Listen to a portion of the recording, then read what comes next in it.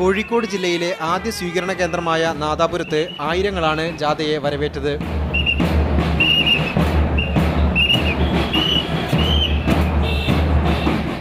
കുറ്റ്യാടിയിലും പേരാമ്പ്രയിലും ലഭിച്ചത് ആവേശകരമായ സ്വീകരണം. ഈ പോക്ക് പോയാൽ ഈ ഗവൺമെന്റ് വീണ്ടും വരും. അത് ചിന്തിക്കാൻ കഴിയാത്ത കാര്യമാണ്. ഇതിനെങ്ങനെങ്കിലും ഒന്ന് പിടിച്ചു കെട്ടണമല്ലോ എന്ന ചിന്ത പലരുടെയും മനസ്സിൽ ഉദിച്ചു കഴിഞ്ഞിട്ടുണ്ട്.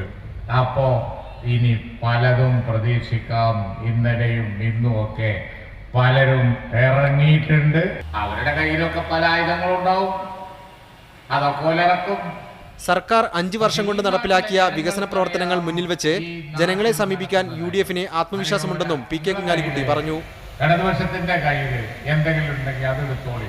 ബല്ലോന്റെ അടുത്തും കടമാകണ്ട.